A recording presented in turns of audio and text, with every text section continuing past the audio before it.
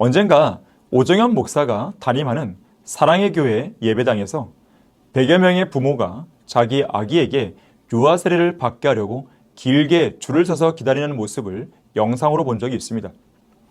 유아 세례를 주고 있는 무지한 오정현 목사나 그 의식을 받게 하겠다고 줄 서 있는 어리석은 부모들이나 모두 다 마귀의 수중에 놀아난 어거스틴의 후예들로서 자기들이 무슨 짓을 하고 있는지도 모르면서 종교놀이를 즐기고 있었던 것입니다.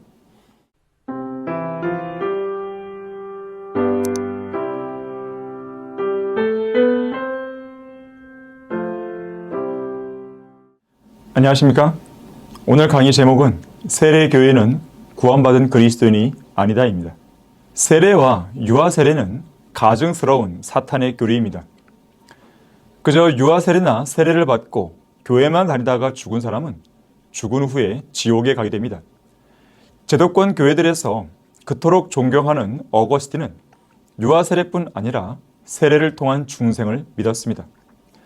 이런 이단 교리들 때문에 수많은 성경대로 믿는 그리스도인들이 박해받고 순교했으며 수많은 죄인들이 지옥으로 가야 했습니다.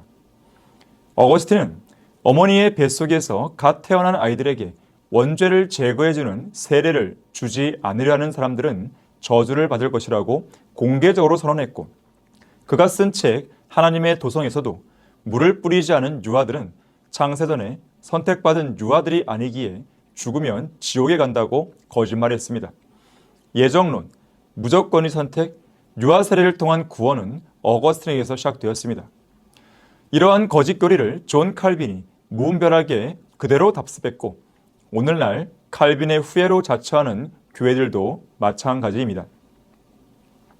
언젠가 오정현 목사가 담임하는 사랑의 교회 예배당에서 100여 명의 부모가 자기 아기에게 유아 세례를 받게 하려고 길게 줄을 서서 기다리는 모습을 영상으로 본 적이 있습니다.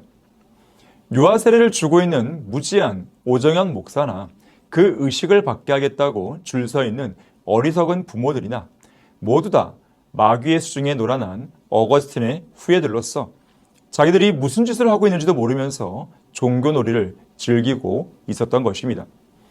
마귀는 그런 의식을 받아야 창세전에 구원받기로 선택된 자들이 될 수 있다고 속인 것인데, 그것은 예수 그리스도의 죽으심을 헛되이 만드는 행위 구원으로 그런 거짓 교리에 속은 수많은 죄인들이 과거에 지옥으로 떨어졌고 지금도 지옥으로 떨어지고 있습니다.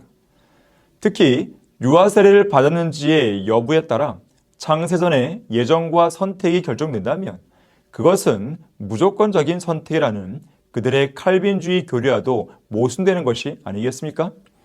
왜냐하면 유아 세례 받는 것 자체가 선택을 결정해버리는 조건적인 선택이 되기 때문입니다. 성경에서 베프티즘은 세례가 아닌 오직 침례로만 번역되어야 합니다. 세례는 단순한 오역을 넘어 아주 가증한 이단 교리를 가르치는 심각한 오역입니다. 우선 침례는 기독교계 안에서 소위 세 가지 형태로 구분됩니다. 침수에 의한 침례, 적수에 의한 침례, 관수에 의한 침례로 구분되는 것입니다. 적수에 의한 침례는 물을 뿌리는 것으로서 흔히들 세례라는 잘못된 용어로 바꿔 부르고 있습니다. 관수에 의한 침례는 물을 붓는 것입니다. 침수에 의한 침례는 물속에 잠기는 것인데 이것이 바로 성경적으로 올바른 침례입니다. 자, 이렇듯 물을 뿌리든지 물을 붓든지 물속에 잠기든지 베프티즘에 대한 올바른 번역은 침례입니다. 세례는 말 자체는 씻을 세에 의식례, 곧 씻는 의식을 의미합니다. 무엇을 씻는다는 것입니까? 당연히 죄를 씻는다는 뜻입니다. 이것이 바로 어거스틴의 이단 교리이고 또한 로마 가톨릭의 거짓된 가르침입니다. 우리나라에 처음 기독교가 들어왔을 무렵 베프티즘을 번역할 때 로마 가톨릭의 세례를 통한 중생이라는 거짓 교리에 영향을 받아 세례라는 말로 잘못 번역한 것입니다.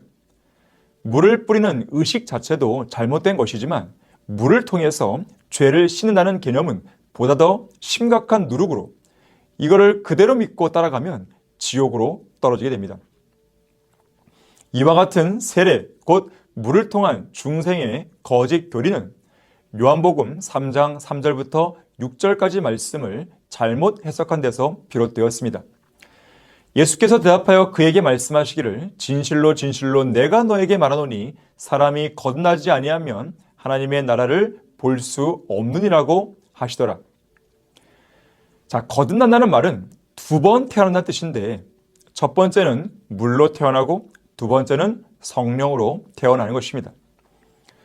이 두 번의 출생에 대해 예수님께서는 진실로 진실로 내가 너에게 말하노니 사람이 물과 성령으로 태어나지 아니하면 하나님의 나라에 들어갈 수 없느니라고 말씀하셨습니다. 이 구절에서 어리석은 로마 가톨릭은 물로 태어나는 출생을 세례 또는 침례를 통한 중생으로 잘못 해석했습니다. 하지만 문맥적으로 볼 때 이 물은 세례나 침례와는 무관합니다. 심지어 에베소서 5장 26절의 해석에 따른 말씀과도 아무 관련이 없습니다. 여기서 물은 육신적인 출생을 의미합니다. 이런 사실은 예수님께서 친히 해석해 주신 말씀에서 확인할 수 있는데 곧 육신으로 난 것은 육이요 또 성령으로 난 것은 영이라고 말씀하신 것입니다. 말하자면 물로 태어나는 것은 육신으로 난 육의 출생을 가리키고 성령으로 태어나는 것은 성령으로 난 영의 출생, 곧 영의 거듭남을 가리킵니다. 다시 말해서 에베소서 2장 1절에 허물과 죄들 가운데서 죽었던 그 영이 다시 태어나는 것을 의미합니다. 물이 육신적인 출생을 의미한다는 사실은 다른 몇몇 구절들에서도 확인할 수 있습니다. 우선 창세기 1장 20절 21절에서는 육체를 가진 최초의 생명체가 물에서 시작되었다고 말씀합니다. 하나님께서 말씀하시기를 물들은 생명 있는 동물들과 땅 위 하늘의 넓은 창공에 나는 새를 풍성히 내라 하시며 하나님께서 큰 고래들과 물들에서 풍성하게 나온 움직이는 모든 생물을 그 종류대로 창조하시니라. 하나님께서 보시니 그것이 좋았더라. 이사야 48장 1절에서는 출신 성분에 대해 언급하면서 유다의 물들에서 나왔으며 라고 말씀합니다. 잠언 5장 17절 18절에서는 자녀들을 낳는 아내를 샘물로 묘사하는데 그 물들이 오직 내 것만 되게 하고 너와 함께 있는 타국인들의 것이 되지 못하게 하라. 내 샘으로 복을 받게 하고 내 젊은 날의 아내와 더불어 기뻐하라고 말씀하는 것입니다. 또한 욥기 38장 8절에서는 바닷물이 쏟아져 나오는 것을 마치 태에서 물이 터져 나온 것처럼 쏟아져 나왔다고 말씀합니다. 이렇듯 물은 1차적으로 육신적인 출생을 의미합니다. 더군다나 물은 결코 죄를 씻거나 제거할 수 없습니다. 물뿐만이 아니라 불 역시 마찬가지입니다. 로마 가톨릭이 만들어낸 또 하나의 거짓교리, 연옥이 있습니다. 연옥은 영어로 purgatory라고 하는데 죽은 사람의 혼이 하늘나라로 들어가기 전에 그곳에 있는 불로 소위 남은 죄를 제거하여 순수하고 깨끗한 상태로 만들기 위해 정화시키는 장소입니다. 하지만 물이나 불로는 죄를 제거할 수 없습니다. 오직 예수 그리스도의 피만 인류의 죄를 씻고 깨끗하게 하며 용서하고 제거할 수 있는 것입니다. 신실한 증인 예수 그리스도로부터 은혜와 평강이 너에게 있을지어다.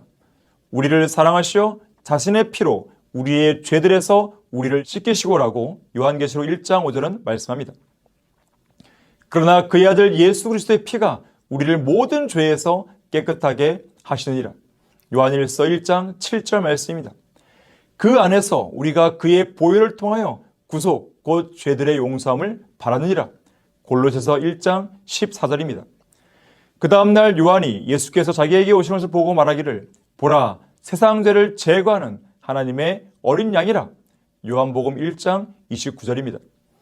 이러한 말씀들에 따르면 개신교회들에서 즐겨 부르는 찬송가 가사 물 가지고 날 씻든지 불 가지고 태우든지 내 안과 밖 다 닦으사 내 모든 죄 멸하소서라는 이 가사는 실로 가증한 이단교리라 할 수 있습니다.